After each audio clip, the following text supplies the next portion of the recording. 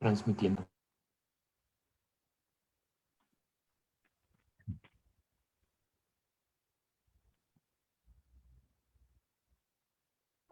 Hola, ¿qué tal? Muy buenas tardes a todos aquellos que nos acompañan. El día de hoy iniciaremos este ciclo de conversatorios y a nombre del Seminario de Sociedad del Conocimiento le doy la palabra al doctor Martín Puchet, quien nos dará unas palabras de inicio. Muchas gracias. Bien, buenas tardes a todos. Muchísimas gracias por seguirnos en los diferentes medios del Seminario de Sociedad del Conocimiento y Diversidad Cultural. Iniciamos hoy un ciclo de diálogos sobre conocimiento y diversidad cultural. Este ciclo tendrá varias vertientes, de las cuales una muy importante es la que inicia hoy con un conjunto de conversatorios que nuestro colega Ricardo Tránsito ha organizado sobre un tema en este momento francamente crucial: la pandemia de COVID-19 ante la diversidad cultural de América Latina. Esto para nosotros es un tema de la máxima sensibilidad desde todo punto de vista. En primer lugar, por las consecuencias de carácter social y humano que está teniendo la pandemia sobre los pueblos originarios. Y en segundo lugar, porque abre una enorme cantidad de preguntas de cómo estos fenómenos pandémicos, del cual esta es una de las que hemos vivido ya en el siglo XXI, una de las 14 o 15 que hemos vivido ya en el siglo XXI, cómo este fenómeno va a tener que ser atendido, enfrentado, resuelto en todos los niveles y en todos los ámbitos de la sociedad, pero particularmente entre los pueblos originarios. Por eso, para nosotros es una gran oportunidad de intercambiar con colegas de muy diversas latitudes incluso, para lograr hacer una, una revisión, un relevamiento de lo que está ocurriendo. Muchas gracias y estamos ya listos para iniciar.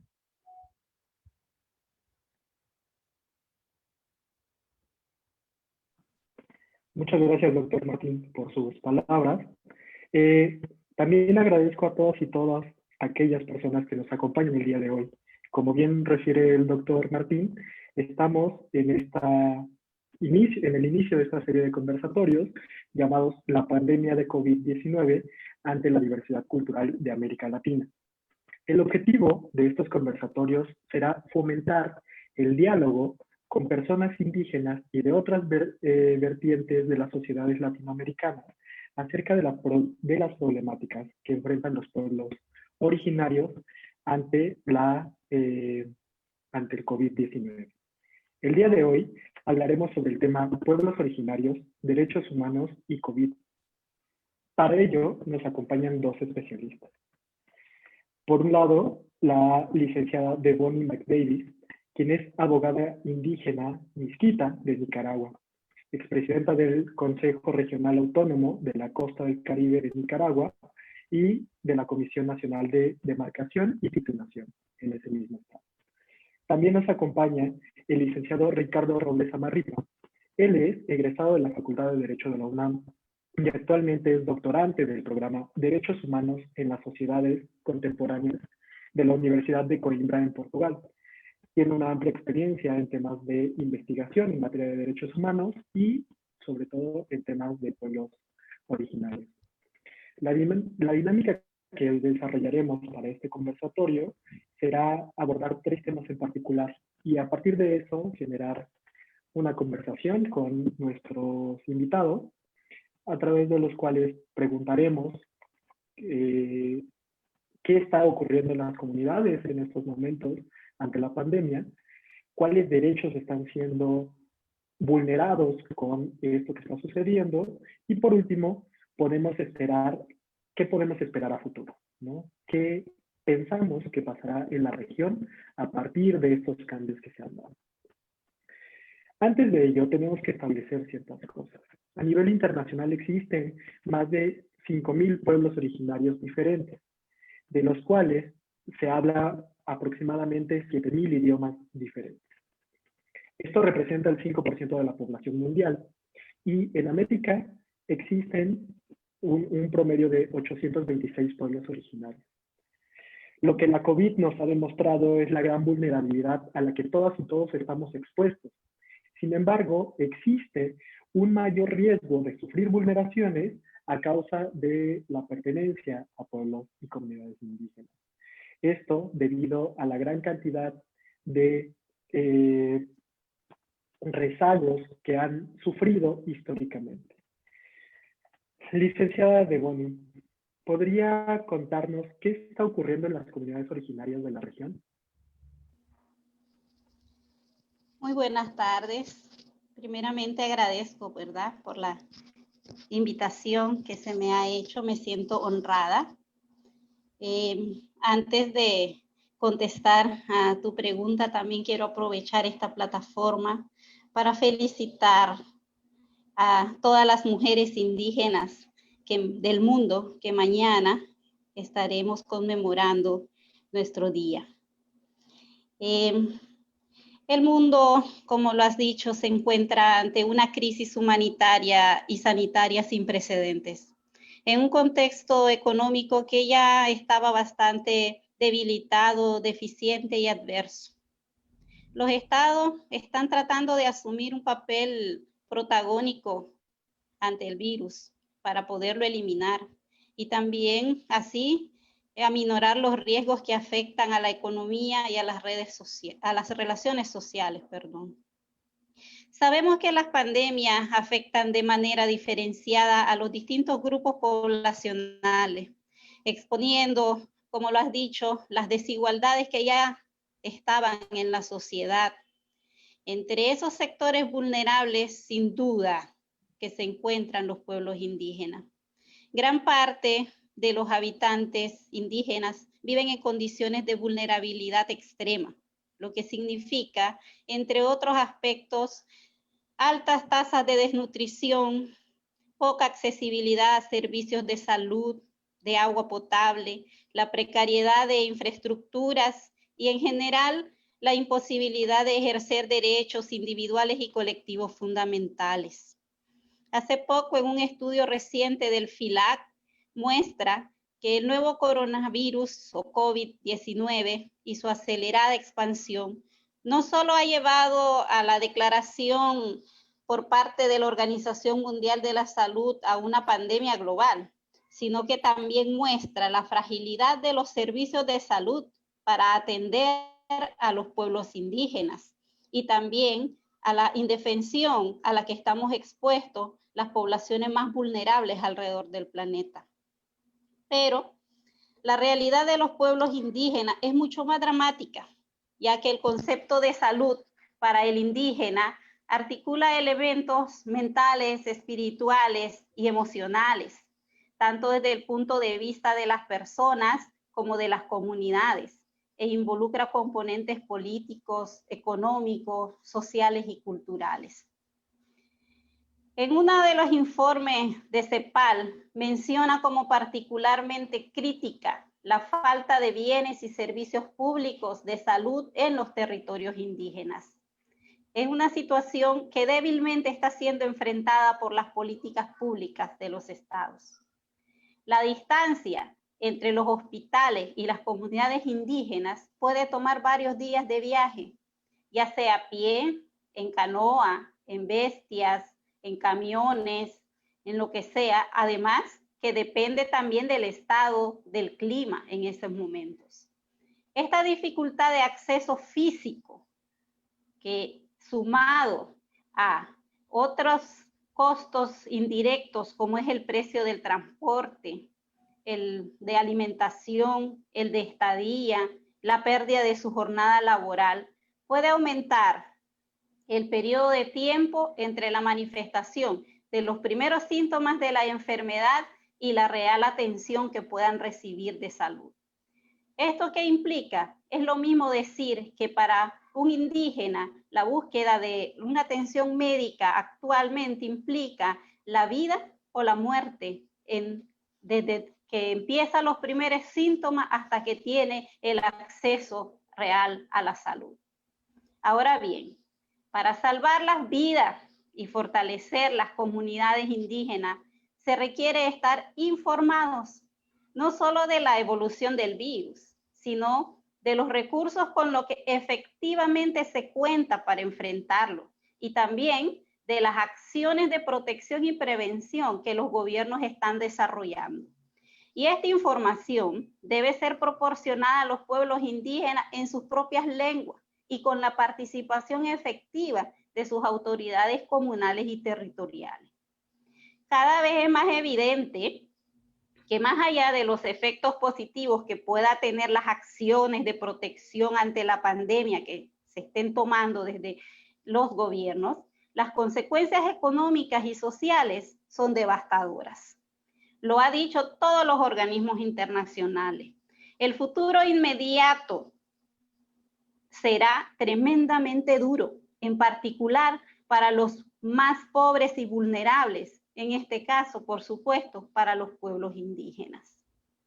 Pero los pueblos indígenas han respondido de manera creativa y comprometida ante la realidad que les ha tocado enfrentar, con clara conciencia de la urgencia y la gravedad de la situación ante la que están.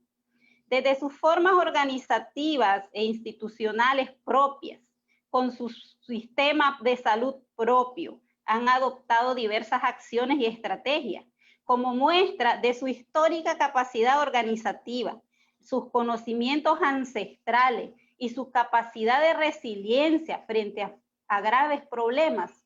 Les ha permitido reaccionar de forma rápida y asertiva ante este nuevo desafío de esta pandemia. Entre otros aspectos, han tomado acciones específicas para tratar de impedir la llegada del virus a sus comunidades, como por ejemplo el autoaislamiento. Han logrado desplegar las tareas de recopilación y divulgación de la información que los estados están enviando, pero que no las están enviando en sus propios idiomas. Entonces se han tomado la tarea de recopilarla, de traducirla a su idioma y divulgarla en sus comunidades, a sus familias, casa por casa. Así como también han solicitado a las autoridades estatales acciones concretas en materia de salud con pertinencia cultural, con pertinencia a pueblos indígenas, pero también han puesto en colación aspectos como la seguridad alimentaria, que también resulta importante en estas circunstancias de pandemia que se está viviendo.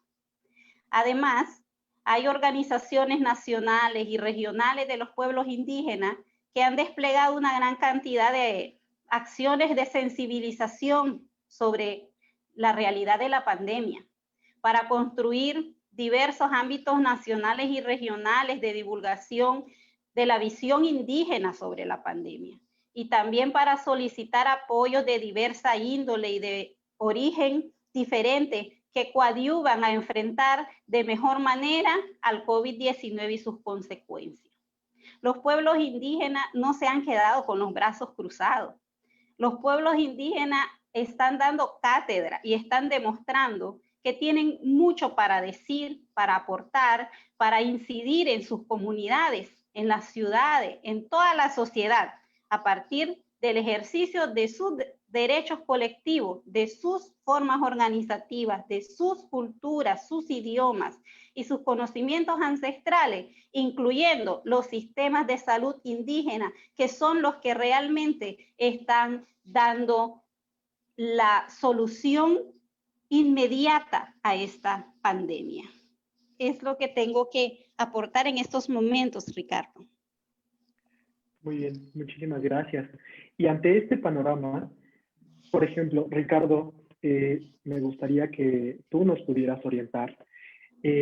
¿Cuál ha sido la respuesta de los pueblos originarios en México?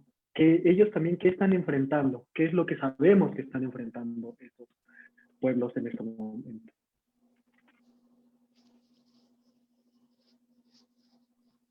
¿Tu micrófono está apagado? Primero, Listo. muchísimas gracias a todas y todos. Es un gusto poder compartir con ustedes. Muchas gracias por la invitación. Y en concreto sobre la pregunta acerca de qué se está haciendo en México, pues creo que nos ayuda a pensar a los pueblos originarios en un sentido de heterogeneidad siempre, ¿no? Y entonces hay muchísimas medidas que se han tomado. Hay medidas que van desde la autonomía amplísima, ¿no? Por ejemplo, el caso de las comunidades zapatistas del sureste mexicano, en las cuales desde hace muchos años tienen mecanismos de producción, de educación, de salud que han estado construyendo. Y esos se activaron particularmente rápido ante esta emergencia sanitaria. La emergencia declarada y el cierre de sus comunidades, que es una de las medidas que se han tomado en muchas de ellas, los pueblos zapatistas la hicieron en marzo, incluso antes de que se tomara una decisión nacional para hacer esos cierres. Pero también al mismo tiempo en esa diversidad y heterogeneidad de los pueblos existen otros que lo que están pidiendo es que los mecanismos de apoyo de los estados sean efectivamente implementados. Y entonces hay un diálogo abierto con las autoridades estatales para que se haga caso a las demandas de los pueblos y sobre todo la demanda de que las medidas que se tomen desde la gestión de la pandemia respondan a la especificidad de las condiciones que muy bien nos decía Devoni que pasa en Nicaragua, pero pues es una cuestión que está extendida por todo el continente, que son condiciones muy difíciles.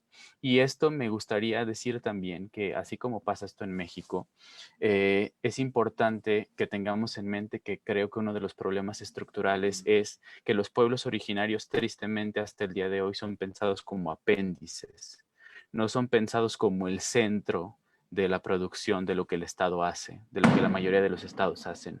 Entonces, eso deriva en que las medidas que se toman son diseñadas en principio para una población no indígena y solamente después hay mecanismos de adaptación y de atención a las específicas vulnerabilidades de los pueblos originarios y de las mujeres indígenas y de los hombres indígenas, etcétera. Entonces, para mencionar medidas más concretas, podría decirse, el cierre de las comunidades es una de las que se ha activado aquí en México. Por ejemplo, en la montaña de Guerrero se cuenta con un sistema de policía y justicia comunitaria que también se activó en estos momentos.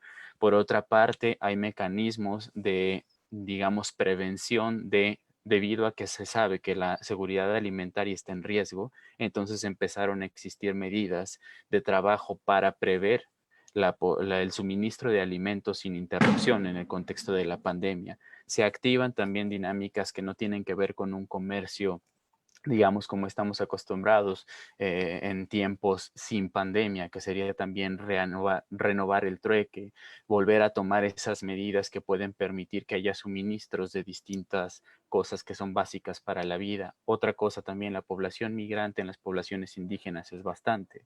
Entonces, lo que ha pasado es que muchas comunidades indígenas se han encargado de poner atención en las personas que saben que viven fuera de su comunidad, pero que en un contexto de pandemia van a volver y entonces hay mecanismos para poder adaptarse con las medidas sanitarias. Otra cosa, como bien decía Devoni hace unos momentos, el tema de la información es fundamental y las radios comunitarias, que son mecanismos de comunicación y distribución de información entre los pueblos originarios, también se han activado con mucha vitalidad en México en estos momentos. Entonces, además de eso, se han estado incentivando los procesos de medicina que no solamente considere la medicina alópata, la medicina occidental, podría decirse, sino también la medicina tradicional. Y que muchas veces eso me parece también refleja el problema de que los pueblos sean concebidos como un apéndice y no como sujetos protagónicos del diseño de las acciones frente a los problemas. Porque lo que pasa es que puede ser que haya muchas soluciones y muchas respuestas que estén dentro de los conocimientos de los pueblos originarios, de su territorio, de sus plantas, de su medicina, que sean una respuesta efectiva para las dinámicas de la pandemia, pero que son ignoradas usualmente porque se piensa que esas no son soluciones. Si acaso se tendrá que considerar a los pueblos para que las medidas adoptadas desde el centro del Estado sean efectivamente implementadas, pero no para considerarles en el planteamiento del problema, en el diagnóstico. Y eso solamente para ir cerrando esta participación ahora, creo que también nos habla de dónde colocamos el centro cuando diagnosticamos algo, cuando pensamos algo. Es muy diferente si colocamos el centro en el Estado y en las autoridades y en la población privilegiada o en la población indígena, así colocamos ese centro en los pueblos originarios y en todos los conocimientos y sabiduría que tienen para dar en estos momentos. Por ejemplo, me gustaría nada más decir que ya desde los informes que se han hecho, por ejemplo, desde la FILAC en América Latina, se dice que la escala de gravedad se sabe que es particularmente fuerte para pueblos originarios. Esto se dijo apenas en agosto, hace unas semanas. Y se dice que hay varios factores que me parece que es importante considerar. Factores sociales de riesgo, hay factores económicos de riesgo, hay una limitada capacidad de los estados para la provisión de servicios de salud y cuarto, hay una escasa influencia de los pueblos indígenas en las decisiones públicas sobre los derechos en el marco de la pandemia. Eso me parece que es una cosa que está hecha también por pueblos y originarios organizados que nos están diciendo estos son los factores fuertes que hacen que el impacto sea tan profundo y tan fuerte para los pueblos y comunidades indígenas. Claro, y este complejo panorama que nos presentan los dos y que nos pone sobre la mesa diferentes escalas de vulneraciones a derechos humanos que todas y todos tenemos, pero que se agravan justamente por el contexto de discriminación y el contexto histórico en el cual han estado inmersos los pueblos y comunidades indígenas. Ahora hay que hacer hincapié en justamente cómo traducimos estos hechos que ambos nos presentan en el contraste con lo que las constituciones de nuestros países en el Abya Yala nos reflejan de una forma totalmente diferente. Ya que pues, los pueblos originarios históricamente tienen niveles más altos de pobreza, falta de acceso a servicios básicos como puede ser agua y saneamiento, barreras culturales, lo que incluye barreras lingüísticas y así como una serie de enfermedades crónicas y falta de redes de seguridad social. Beboni, ¿nos podrías decir en términos generales qué derechos están siendo vulnerados en los pueblos originarios?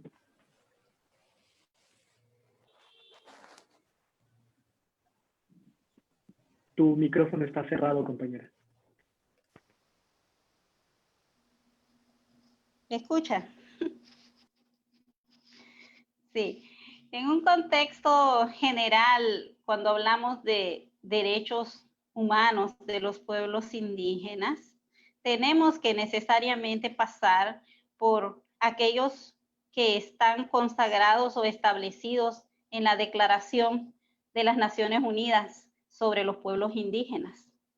Entonces ahí encontramos que se establece que las personas indígenas tienen igual derecho para gozar plenamente de los altos niveles de salud física y mental.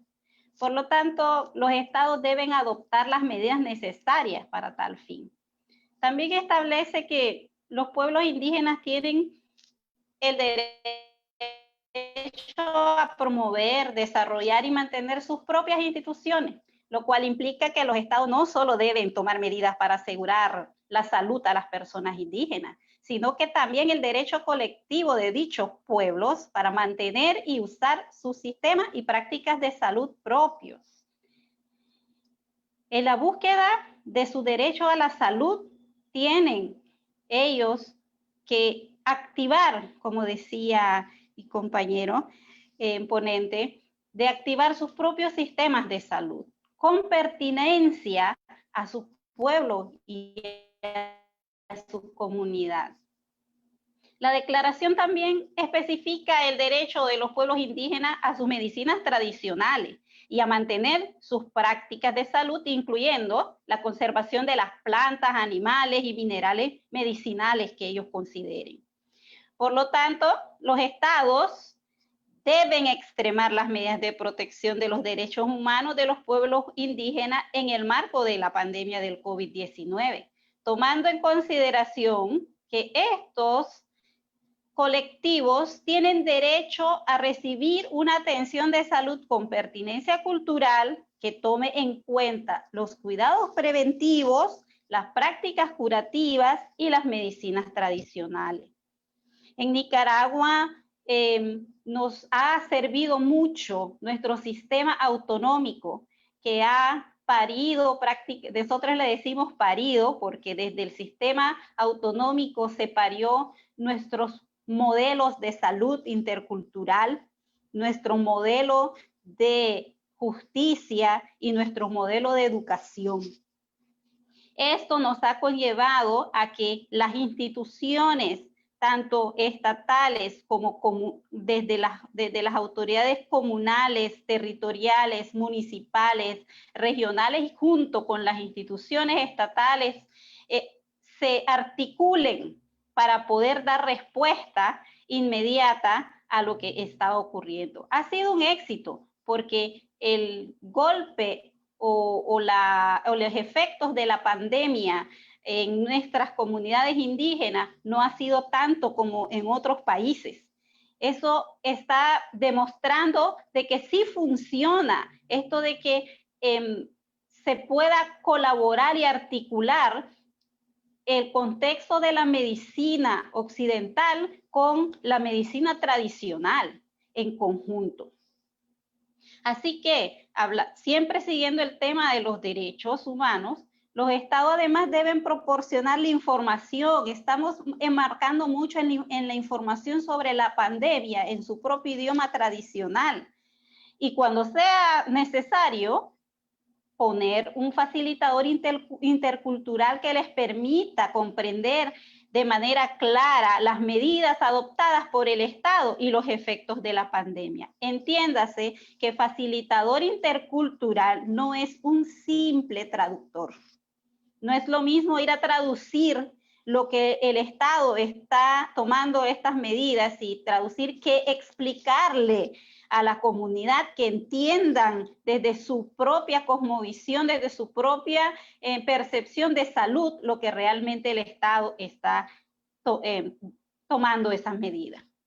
Ahora, el mecanismo de expertos de las Naciones Unidas sobre los derechos de los pueblos indígenas convoca a los estados para que en el marco de lo establecido en la Declaración de las Naciones Unidas y respetando la libre determinación de los pueblos, se realicen alianzas con los pueblos indígenas para proporcionar una atención sanitaria culturalmente aceptable y sin discriminación. Así también a que se proporcione alimentos o otro tipo de ayuda humanitaria en caso de necesitarlo. ¿Qué quiere decir esto?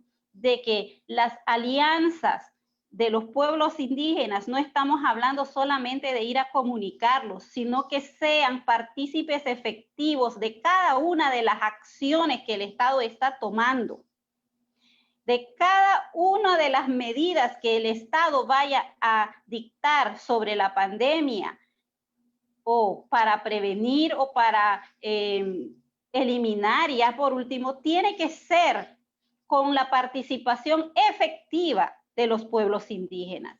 No puede venir el Estado a dictar unas medidas que vayan a contravenir o que no sean entendidas por estos pueblos indígenas. Entonces, cuando hablamos de cuáles derechos podrían estar siendo vulnerados, pues yo mencionaría así de manera general la igualdad de derechos y la no discriminación. Está siendo vulnerada en muchos países de Latinoamérica. El derecho a la salud, pero no un simple derecho a la salud, al acceso a la salud, sino el derecho a la salud desde su propia cultura, con enfoque cultural. El derecho a la libre determinación, porque hay que tomar en cuenta a los pueblos indígenas para poder tomar las acciones que se están tomando. Y el derecho a la información en su propia lengua. Me parece que son, a grosso modo, los derechos más vulnerados en estos momentos de pandemia. Muchas gracias, Leboni. Y Ricardo, ¿cuáles consideras que pueden ser los riesgos adicionales a los que se enfrentan los pueblos originarios en sus derechos? Y esto lo pensamos en temas que retomamos de la exposición anterior. ¿Qué está sucediendo en temas de discriminación de derechos? Bueno, pues yo coincido mucho con la perspectiva de Devony. Me parece que, digamos que atendiendo que se trata de una emergencia sanitaria, entonces es entendible que muchos organismos que se dedican a los derechos humanos, por ejemplo, ponen el énfasis en el derecho a la salud. Y es central solamente, y eso me parece que es una base común de la Corte Interamericana, la Comisión Interamericana de Derechos Humanos, los organismos de la ONU, de decir que lo que tiene que pasar es que cualquier derecho y el enfoque de derechos tiene que implementarse con pertinencia cultural. Que esto se trataría, en el mejor de los casos, de poner en el centro la propia realidad de los pueblos. Y me parece que el énfasis que hacía Devoni hace unos momentos en la autodeterminación y en la autonomía es central. Y creo que es exactamente allí donde estructuralmente y sistémicamente las cosas no están funcionando. Si me preguntas cuál es una cuestión adicional y si se trata de una cuestión de discriminación, creo que en parte lo es, pero también hay que decir que la discriminación puede quedarse muy corta para expresar lo que está pasando en las realidades de muchos pueblos y comunidades indígenas. Por ejemplo, estaba revisando para esta participación algunas conferencias que han existido, una organizada por la Corte Interamericana y una lideresa indígena, Tarsila, del Perú. Ella decía, por ejemplo, que hay que traer el racismo a los foros, hay que traer el racismo a las discusiones. Y creo que a veces la discriminación puede quedarse corta porque se trata de una dinámica racista que tiene dinámicas sistémicas y dinámicas estructurales. Entonces, si me preguntas cuál es lo que sucede con los pueblos originarios, pues ellos se tienen que enfrentar a una pandemia global como el coronavirus, que por cierto, el virus no viene de sus realidades, sino de nuevo llega desde otros lados, como ha pasado hace tantos siglos. Y además de eso, se tienen que enfrentar a todas las discriminaciones, injusticias y desigualdades que viven desde la invasión europea y desde que sus territorios fueron invadidos, ellos fueron desplazados, fueron dominados. Esas consecuencias siguen vigentes y ese es uno de los grandes problemas. Y entonces yo diría, frente a la población no indígena, los pueblos indígenas tienen en su mayoría que enfrentarse a eso, tienen que enfrentarse al sexismo, tienen que enfrentarse al colonialismo y al racismo y tienen que enfrentarse al clasismo. Por ejemplo, en esto creo que es importante decir, varias lideresas indígenas que he podido escuchar, una de las cosas que dicen es, nos preocupa mucho que la pandemia sea utilizada como un pretexto para vulnerar nuestra autonomía y para vulnerar nuestros derechos.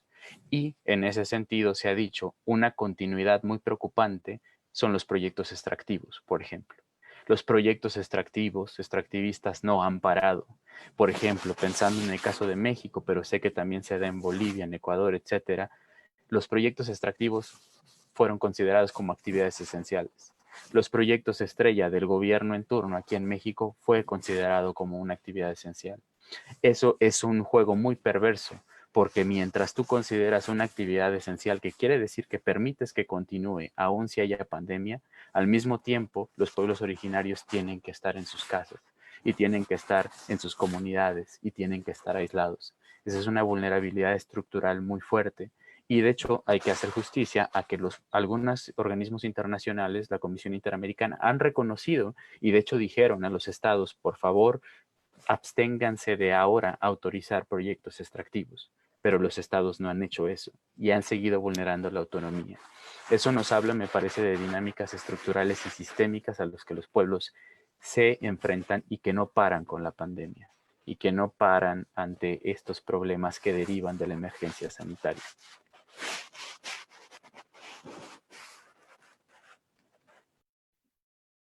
Muchas gracias, Ricardo. Y esto que nos presentan ambos nos ha demostrado la gran vulnerabilidad de los pueblos originarios que estructuralmente, como bien lo menciona Ricardo, se ha puesto en este entredicho. Sin embargo, esto resultará en una lección que nos obligará a repensar los aspectos de cómo queremos nuestras sociedades a futuro. Y en esta reconfiguración, los pueblos y comunidades originarias juegan un papel fundamental en la región y a nivel mundial de este nuevo panorama que nos vamos a enfrentar mirando hacia el futuro. Y Ricardo, quiero comenzar contigo. Si pudiéramos adelantarnos 2 pasos, ¿cuáles son tus consideraciones del futuro que van a enfrentar los pueblos originarios en la región? ¿Habrá mejoras o empeorará el panorama para ellos?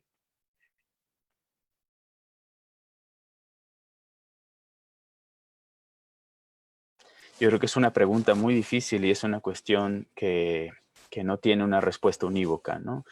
Porque la complejidad tampoco se interrumpe en el momento de las pandemias, por más pandemia que exista. Creo que una de las cosas que decía Devony y una de las cuestiones que yo decía al inicio con las autonomías, por ejemplo, zapatistas, y en general los procesos de autonomía y autodeterminación de los pueblos, entre más sólidos y fuertes sean, con todas las circunstancias de desigualdad que sufren, van a tener más posibilidades para hacer frente a esta pandemia.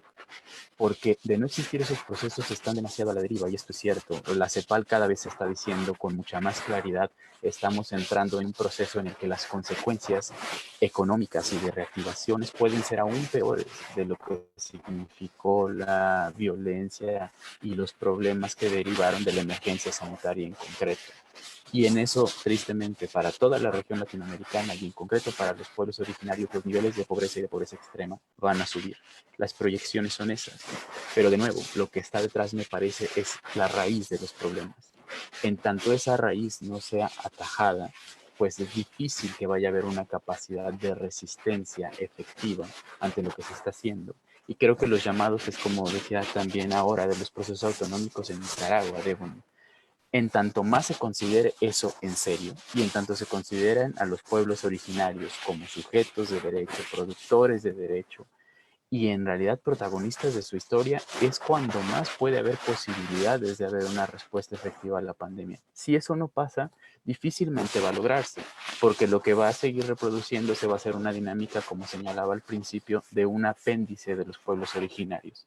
Es decir, vamos a tratar de que la demás población esté bien, y los pueblos originarios, si algo sale bien y si tenemos recursos adicionales y si tenemos actividades, digamos, específicas para ellos después, entonces van a estar en mejores condiciones. Yo creo que se tiene que resolver el problema de dónde colocamos el centro, y el centro debe estar en los propios pueblos originarios y comunidades para afrontar de manera efectiva las circunstancias a las que se enfrentan. Y otra, cambiar las continuidades e interrumpir las continuidades. Por ejemplo, nosotros, población indígena, también exigir a los estados que no sean facilitadores de las opresiones que afectan a los pueblos originarios. No puede ser que la violencia extractivista siga funcionando. No puede ser que se siga reproduciendo racismo. No puede ser que sus territorios sigan siendo abandonados, más bien sigan siendo atacados todo el tiempo. Otra de las cosas que yo me gustaría enfatizar es tenemos que ampliar lo que consideramos como derechos humanos. Tenemos que ampliar lo que se considera como derechos. Y mucho está en lo que los pueblos y comunidades indígenas y las personas indígenas nos están diciendo, como ahora en el caso de Devony. Pero los organismos internacionales a veces no llegan hasta allá. Por ejemplo, el derecho al territorio no está considerado de forma tan protagónica, es fundamental. El derecho a la autonomía y a la autodeterminación no está considerado de forma tan central, es fundamental también. Entonces yo creo que si el escenario puede no ser tan nocivo como ha sido, tiene que ver con si de verdad nos tomamos en serio que los pueblos originarios y las personas indígenas, mujeres, niños, adultos mayores sean protagonistas de su propia historia. Si eso es así, creo que va a haber posibilidades de que no sea tan severo, porque severo va a ser, pero también, por suerte, tienen mucha experiencia en resistir ante las dinámicas de opresión que llevan viviendo por más de 500 años. Gracias. Y ahora, Devony, hace un momento nos mencionabas justamente que el día de mañana inicia la conmemoración del Día Internacional de la Mujer Indígena, ¿no? Gran parte de la preservación de conocimientos, la reproducción de estos derechos y la vida indígena se centra en el reconocimiento de la mujer y lo que ellas realizan dentro de sus comunidades. Y ahora, justamente, ante este panorama, ¿cuál consideras que sea el papel de las mujeres indígenas en esta nueva configuración post-COVID? Sí. El COVID-19 vino a afectar de manera desproporcional, se ensañó mucho con las mujeres y las niñas indígenas. en lo que respecta al aumento de la violencia intrafamiliar, lo estamos viendo en las estadísticas a nivel regional. También el acceso a la educación está en cuestión, pero son temas que necesitamos otra hora para hablar, ¿no? De eso mismo. Sin embargo, las mujeres indígenas hemos desempeñado desde siempre un papel fundamental, como tú mismo lo decías, en la conservación y transmisión de los conocimientos y la cultura, así como también de las prácticas tradicionales indígenas que vienen a contribuir a la salud, al bienestar y a la recuperación de nuestras familias y comunidades. Este papel de seguro lo vamos a seguir asumiendo. Inclusive considero que con mayor compromiso, porque de ello depende nuestra supervivencia generacional. Post pandemia, lo que hemos aprendido, con lo que hemos sido fortalecidas, seguramente que vamos a seguir ejerciendo ese papel con mayor énfasis. Las mujeres indígenas decidimos y producimos mayormente la cultura de salud. Es por ello que ante esta pandemia somos las que estamos atendiendo en primera línea la salud de nuestra familia y de nuestra comunidad. Somos las que hemos cuidado a los enfermos en nuestras casas y a los de nuestra comunidad. Así que sobre nosotras nuevamente recae el papel de la promoción de la salud y de la búsqueda de la recuperación y la sanación, manteniendo el equilibrio entre todos los elementos de nuestro entorno natural, social y cultural, espiritual. La pandemia vino a destacar aún más el papel de la promoción de la salud y también el papel preponderante de nosotras las mujeres indígenas para nuestras familias y nuestras comunidades. Pero ahora nos toca sanarnos y rehabilitarnos a nosotras mismas.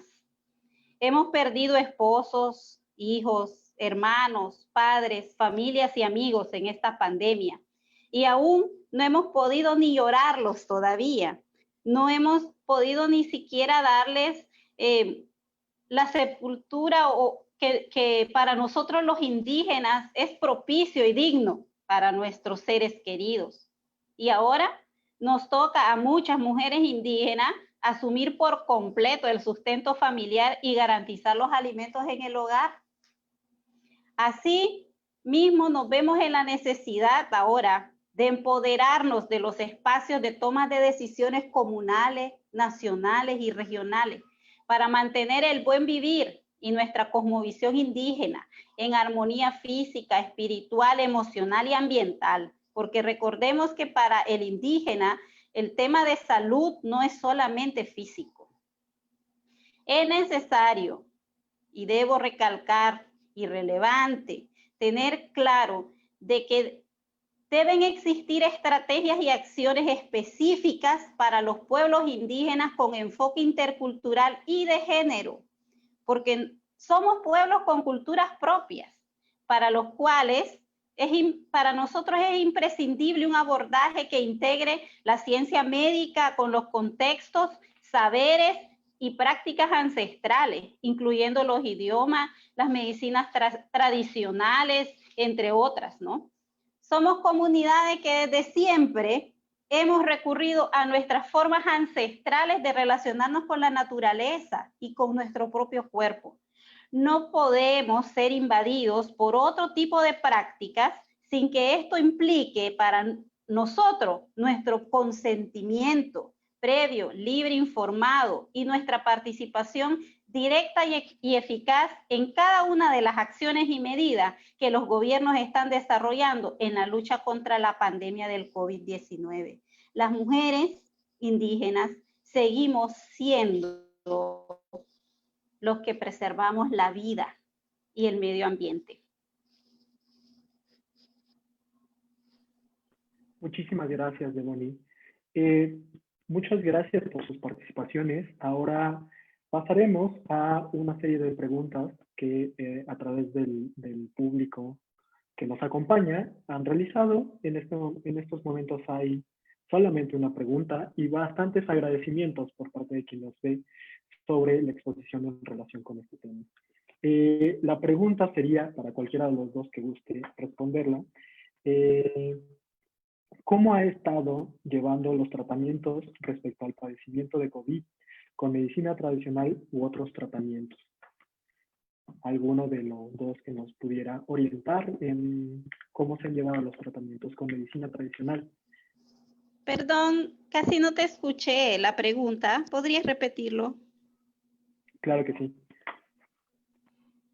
¿Cómo han estado llevando los tratamientos respecto al padecimiento de COVID-19 con medicina tradicional u otro tratamiento? Bueno, en mi país, como ya les venía comentando, nuestro modelo de salud autonómico nos ha permitido combinar ambos tratamientos, tanto el médico como el tradicional. Es así que el paciente que ha sido detectado con COVID en el sistema de salud se le atiende con los medicamentos propios del sistema de salud occidental, pero también permitiendo de que los médicos tradicionales puedan estarle dando tratamientos al enfermo por COVID. Entonces están en conjunto, alternándose ambos tipos de medicinas, han logrado muy buena recuperación. Si usted ve en las estadísticas, Nicaragua está entre uno de los países que tiene mayores recuperados de COVID-19 y creo que tiene mucho que ver con esa articulación de la medicina natural, tradicional, con la medicina propiamente occidental. Claro que sí. Ricardo, por favor.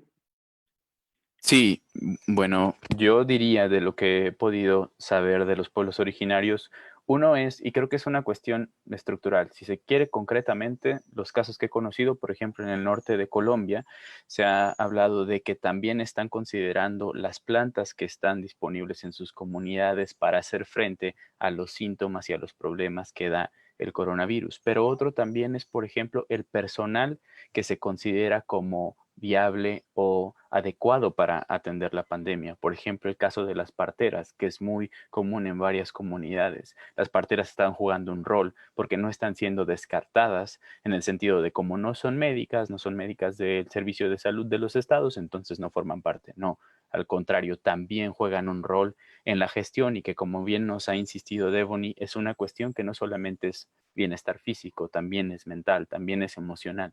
Entonces, creo que se trata de no tener una actitud que sea racista y discriminatoria, en la cual sea quien se encarga de resolver esto es solo medicina occidental, sino cómo complementamos conocimientos, cómo complementamos medidas y muchos recursos. Por ejemplo, yo me preguntaría, ¿en algún punto podría haber alguna raíz, semilla de posible solución global dentro de los pueblos originarios? Pero no estamos buscando allí. Las búsquedas son en los laboratorios, las búsquedas son... Y así es como es el camino que la mayoría de la población del mundo elige. Pero una de las cosas que me parece que es central también es que hay otros lugares de donde se puede aprender, otros lugares y sujetos a los que tenemos que considerar y que hay soluciones posibles. Y como acabó hace un momento la participación de Devony, las mujeres son fundamentales y los pueblos originarios en la preservación de la vida en un contexto de mucha muerte. Y si algo enseña la pandemia es que el sistema de vida que se lleva en la mayoría de las sociedades que existen hoy día no es sostenible. Nos estamos matando a nosotros mismos, nos estamos matando a nosotras mismas. Y hay muchísimo que aprender, pero para aprender tenemos que estar más allá de dinámicas sexistas, colonialistas, clasistas y racistas. Justamente, ¿no? Y ahora pasaremos a otra pregunta de nuestro público, pero antes de ello, también quería comentarles que justo dentro de países como Ecuador y Chile y otras comunidades en Colombia, donde el acceso a la medicina homeopática es demasiado complicado por los viajes que hay que hacer a las comunidades originarias hacia puntos o ciudades en los cuales existan recursos para atenderse. Lo que han estado haciendo las comunidades justamente es regresar a la medicina tradicional, a las plantas tradicionales y a estos conocimientos que se tienen de la medicina tradicional para atender la pandemia, ¿no? Y muchos de estos, ante lo que es el hacer un viaje de 4 horas para llegar a la ciudad más cercana, es mucho mejor y resuelve el atender la enfermedad, el quedarse en la comunidad y atenderse con los remedios propios y la medicina propia que los pueblos tienen a su alcance. Otra pregunta es, ¿existe algún porcentaje de comparación de contagios entre los pueblos originarios y las grandes ciudades?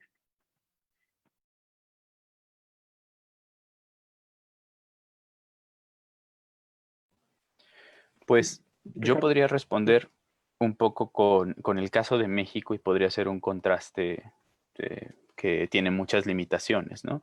Pero al menos al 26 de julio, pensando en el caso de México, según los datos que el propio Estado mexicano da, los casos confirmados de población que se identifica como indígena en México son 5,413. La mediana de edad son 48 años. Y las defunciones confirmadas son 766 y la mediana de edad es de 63 años.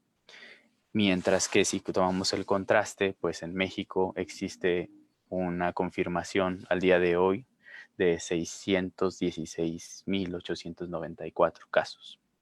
Es decir, en términos de contraste poblacional, puede no considerarse tan alto, pero el problema, y creo que es lo importante en el momento en el que hagamos esas comparaciones, es que las condiciones estructurales y sistémicas que no funcionan hacen que los impactos sean mucho más fuertes, un poco también por lo que decía Ricardo ahora. No es lo mismo enfrentarse a una enfermedad desconocida, de la cual ni siquiera se hace información, ni siquiera llega en los idiomas originarios, no tiene pertinencia cultural y además los lugares donde se podría tratar están a 10 kilómetros. Una de las cosas que también es escandalosa es lo que pasa con los pueblos originarios del Amazonas. Hay distancias grandísimas y hay solo 2 hospitales para poder hacer frente a la condición de esa población. Entonces, me parece que ahí tenemos que estar más allá de la frialdad de los números. Tenemos que tener un análisis más multidimensional de lo que pasa.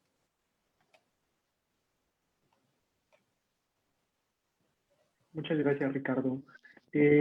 Yo creo que otro de los por favor. problemas, sí, otro de los problemas que tenemos para responder a esa pregunta es que estadísticamente no está segregado pueblos indígenas que han sido contagiados con COVID. O sea, los estados te pasan unas estadísticas de población en general, pero no está segregado como pueblo indígena.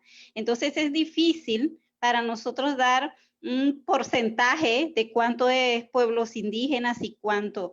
Yo puedo decir desde mi experiencia, porque vivo en Nicaragua y vivo en un pueblo indígena, que en mi pueblo o en mi comunidad el impacto no ha sido mucho porque las personas han acudido a tiempo o están tomando las medicinas tradicionales a tiempo, se están tratando a tiempo, pero no puedo hablar de manera así digregada y decir cuántos realmente son misquitos, cuántos mayagnas o cuántos mestizos son los que se contagiaron. Así que está bastante difícil. Ese es otro de los problemas que tenemos al momento de hablar de la pandemia.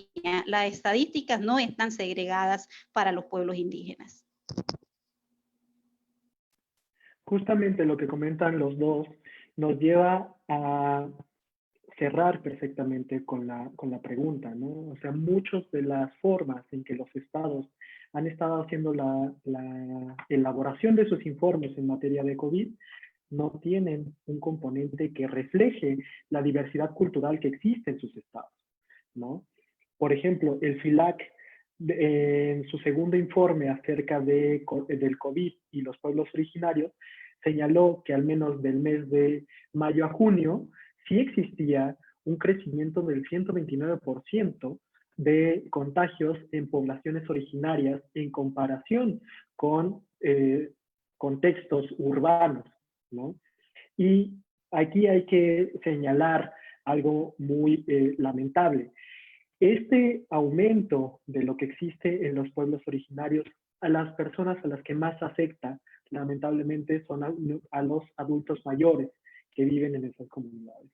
Que sobre todo el peligro que existe ahí es la función que ellos desempeñan en ser guardianes de los conocimientos tradicionales más arraigados que existen dentro de las comunidades.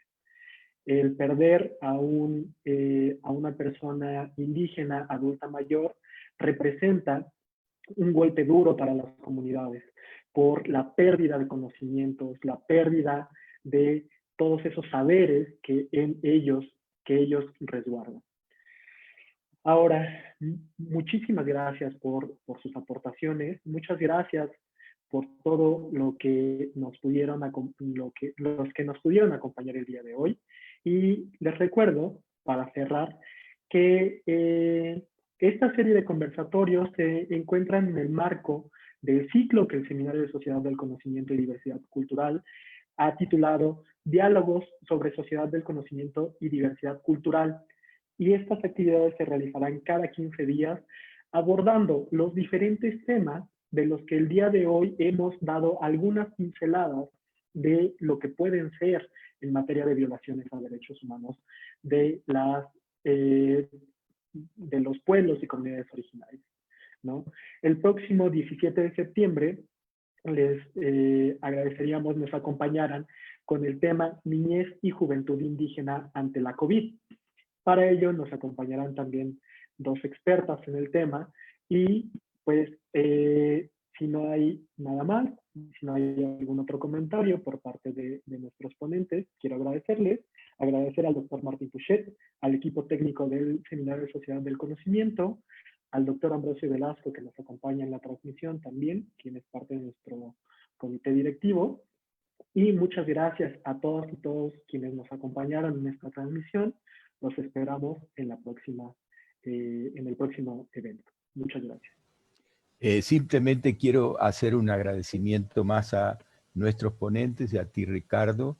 Devoni, muchísimas gracias, y Ricardo Robles, muchísimas gracias. Creo que esta primera sesión no solo abre este ciclo de diálogos sobre conocimiento y diversidad cultural, sino que abre una gran cantidad de temas de reflexión y de profundización para nuestro seminario en relación a lo que tenemos todavía que conocer de nuestros pueblos originarios y también de todo lo que debemos recibir y estar abiertos a recibir de su aportación, en particular en estos temas que tienen que ver con un asunto que va a estar en la agenda de aquí en adelante. Epidemias va a haber más, lamentablemente, y ese aprendizaje que reclamaba Ricardo Robles, que tenemos que hacer del conocimiento y de los saberes tradicionales, está en el centro de la actividad de nuestro seminario. Muchas gracias a todos, muchas gracias a quienes nos siguieron por las redes, y entonces hasta el 17 con el segundo conversatorio. Gracias. Muchas gracias. Gracias, un gusto.